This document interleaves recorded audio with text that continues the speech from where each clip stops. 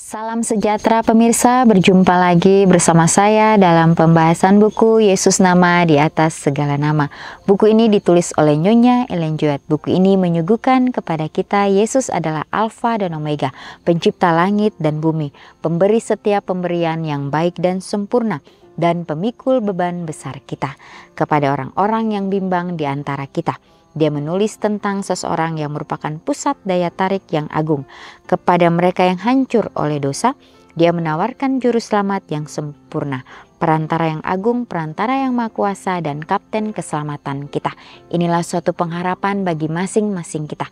Bila mana kita mempunyai beban yang besar, kita mempunyai masalah-masalah di dalam kehidupan kita, baiklah kita boleh datang di bawah kaki salib Tuhan, menyerahkan semuanya kepadanya, maka dia akan meringankan setiap langkah-langkah kehidupan kita. Betapa pentingnya dalam kehidupan kita untuk selalu mengucap syukur kepada Tuhan, sehingga kehidupan kita boleh mendapatkan suatu kedamaian. Kita boleh berjalan sesuai dengan kehendak-Nya, karena dikatakan di sini kita mempunyai kapten keselamatan kita yang akan menunjukkan jalan kepada kebenaran itu. Disitulah kita akan menemukan kedamaian yang belum pernah kita rasakan sebelumnya. Pada saat ini kembali lagi saya mengundang akan seluruh anggota keluarga dan saudara-saudara semua.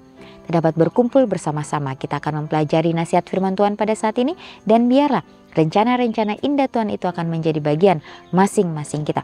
Kita akan masuk ke dalam judulnya, yaitu Panglima yang Dicintai. Ayatnya terdapat di dalam 1 Yohanes 3 ayat 1. Lihatlah betapa besarnya kasih yang dikaruniakan Bapa kepada kita, sehingga kita disebut anak-anak Tuhan. Dan memang kita adalah anak-anak Tuhan, karena itu dunia tidak mengenal kita, sebab dunia tidak mengenal Dia. Para rabi mempunyai satu pepatah yang mengatakan bahwa surga akan gembira bila seseorang yang telah berdosa terhadap Tuhan dibinasakan. Tetapi Kristus mengajarkan bahwa bagi Tuhan pekerjaan membinasakan adalah suatu pekerjaan yang asing. Bila seseorang yang telah menggembara jauh dalam dosa berusaha untuk kembali kepada Tuhan, ia akan menghadapi kritik dan diragukan. Ada orang yang merasa ragu-ragu apakah pertobatannya adalah tulen. Ada orang yang akan berbisik, ia tidak mempunyai keteguhan, saya tidak percaya bahwa ia dapat bertahan. Orang-orang ini tidak melakukan pekerjaan Tuhan, melainkan melakukan pekerjaan setan. Dan yang menjadi pendakwa saudara-saudara. Dengan kritiknya, orang yang jahat berharap hendak mengecewakan jiwa itu dan menghalaunya semakin jauh dari pengharapan dan dari Tuhan. Hendaklah orang berdosa yang bertobat merenungkan kesukaan surga atas kembalinya orang yang telah tersesat. Hendaklah ia bernaung dalam kasih Tuhan dan dalam hal apapun tidak berkecil hati karena olok-olok dan kecurigaan orang Farisi. Ya, jadi jangan sampai kita dipengaruhi oleh orang-orang di sekitar kita, ya, sehingga kita juga mengikuti ya hal-hal yang negatif di dalam kehidupan kita. Ya, jadi orang-orang ini tidak melakukan pekerjaan Tuhan, melainkan melakukan pekerjaan si jahat itu. Ya, jadi si jahat itu menjadikan segala sesuatunya itu samar-samar. Ya, dia menjadikan bukan hitam dan putih, tetapi hitam dan abu-abu, benar dan hampir benar. Itu sangat tipis perbedaannya. Ya, sehingga kita kalau tidak berhati-hati, maka kita akan ditipu oleh daya muslihatnya. Tapi kita bersyukur kepada Tuhan. Kita diberikan terus ya amaran demi amaran di dalam kehidupan kita, supaya kita menyadari, supaya kita sadar bahwa Tuhan, bila mana saya sudah melakukan kesalahan di dalam kehidupan saya sudah menyimpang dari jalan-jalan-Mu, bantu saya Tuhan supaya saya dapat kembali. Ya, jangan kita terus di dalam hal itu karena kita merasa bahwa kita nyaman di situ. Tapi di dalam kenyamanan itu ya ada kutuk yang besar di dalam kehidupan kita tanpa kita sadari. Ya, bahwa si jahat itu akan terus memberikan seakan-akan itu adalah hal yang baik yang kita lakukan. Tetapi semuanya itu sudah menyimpang dari kehendak Tuhan. Ya, jadi kita harus terus berjaga-jaga, kita harus terus waspada. Ya, di dalam kehidupan kita masing-masing. Di sini juga dikatakan dengan kritiknya orang yang jahat berharap hendak mengecewakan jiwa itu dan menghalaunya semakin jauh dari pengharapan dan dari Tuhan. Hendaklah orang berdosa yang bertobat merenungkan kesukaan surga atas kembalinya orang yang telah tersesat. Ya, jadi kita pun harus turut ya bersuka cita terhadap orang-orang yang mau bertobat ini. Ya, bukannya kita ya mengutuki mereka, tetapi bagaimana kita diajarkan untuk mempunyai kasih seperti Kristus, mempunyai hati yang tulus mengasihi orang-orang ini. Ya, hendaklah ia bernaung dalam kasih Tuhan dan dalam hal apapun tidak berkecil hati karena olok-olok dan kecurigaan. Ya, jadi jangan kita pernah berkecil hati bila mana kita mau merubah kehidupan kita dengan pertolongan Tuhan, maka kita akan disanggupkan. Para rabi memahami perumpamaan Kristus berlaku kepada pemungut cukai dan orang berdosa. Ya, jadi kembali lagi pada saat Yesus berada di dunia, ya bagaimana orang-orang yang ada pada saat itu. Mungkin orang-orang yang melakukan dosa, mereka merasa bahwa mereka tidak bisa lagi untuk datang kepada Kristus. Ya, tapi di sini ya bagaimana ya Kristus ya berlaku begitu baik kepada orang-orang yang berdosa ini, kepada pemungut cukai, tapi itu juga mempunyai sebuah arti yang lebih luas. Oleh domba yang tersesat, Kristus menggambarkan bukan saja orang berdosa secara perorangan, tetapi satu dunia yang telah murtad dan telah dihancurkan oleh dosa. Ya, jadi dunia ini hanyalah sebuah atom di atas semesta alam yang diperintah Tuhan. Namun demikian dunia kecil yang telah jatuh ini, satu domba yang tersesat, adalah lebih berharga dalam pemandangannya daripada 99 yang tidak tersesat dari kandang. Kristus Panglima yang dicintai dalam istana surga merendahkan diri dari kedukaannya yang tinggi, menyisihkan kemuliaan yang dipunyainya dengan Bapa untuk menyelamatkan satu dunia yang tersesat ini. Untuk itu ia meninggalkan dunia-dunia yang tidak berdosa, yang 99 mengasihi dia, dan datang ke bumi ini untuk tertikam oleh karena pemberontakan kita dan diremukan oleh karena kejahatan kita. Di dalam Yesaya 53 ayat 5. Tuhan menyerahkan dirinya dalam anaknya agar ia boleh mendapat kesukaan menerima kembali domba yang tersesat. Lihatlah betapa besarnya kasih yang dikaruniakan Bapa kepada kita, sehingga kita disebut anak-anak Tuhan. Ini ditulis di dalam Membina Kehidupan Abadi halaman 142.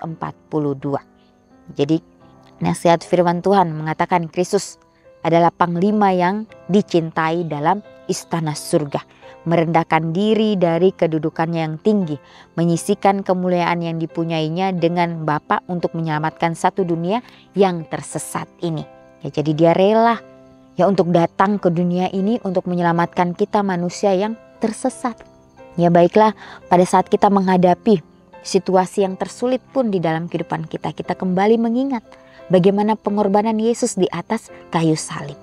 Ya, mungkin masalah yang kita hadapi tidak seberat yang Yesus hadapi pada saat itu. Ya, untuk itu dia akan memberikan kita kesanggupan, memberikan kita kemampuan untuk menghadapi semua itu. Ya, kita boleh meminta akan tuntunan Kristus di dalam kehidupan kita masing-masing untuk mau menerima akan setiap ya panggilan yang dia sudah berikan bagi masing-masing kita. Ya, apapun yang kita lakukan, baiklah kita meminta itu kepada Kristus sehingga dia dapat memberikan kita jalan yang terbaik. Ya, hendaklah kita bernaung dalam kasih Tuhan dan dalam hal apapun tidak berkecil hati. Jadi inilah bagaimana kita sebagai umat-umat Tuhan. Ya, walaupun kita menghadapi begitu banyak olok-olokan, ya sebagaimana Kristus pada saat itu. Tapi biarlah kita boleh kuat, kita boleh teguh di dalam pengharapannya. Dikatakan adalah lebih berharga dalam pemandangannya satu orang yang bertobat daripada 99 yang tidak tersesat dari kandang Kristus. Ya, jadi surga akan bersuka cita bila mana satu orang itu bertobat. Dia akan memberikan kita sukacita yang begitu luar biasa di dalam kehidupan kita masing-masing. Dikatakan dunia ini hanyalah sebuah atom di atas semesta alam yang diperintah Tuhan. Namun demikian dunia kecil yang telah jatuh ini. Ya, jadi bagi Tuhan tidak ada yang mustahil. Dia akan melakukan setiap cara untuk menyelamatkan umat manusia yang sudah jatuh di dalam dosa ini.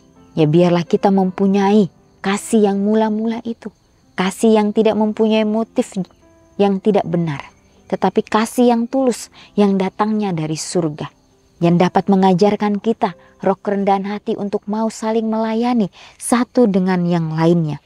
Ya, karena Tuhan menyerahkan dirinya dalam anaknya agar ia boleh mendapat kesukaan, menerima kembali domba yang tersesat itu. Ya, bila mana kita sudah tersesat di dalam dunia yang penuh dengan dosa ini, baiklah kita boleh datang kepada Tuhan, menyerahkan semuanya hanya kepada Tuhan saja. Sehingga disitulah Dia akan memberikan kita jalan-jalan yang terbaik supaya kita dapat lalui di dalam kehidupan kita. Ya, bila kita tersesat, baiklah kita bertanya kepada Tuhan.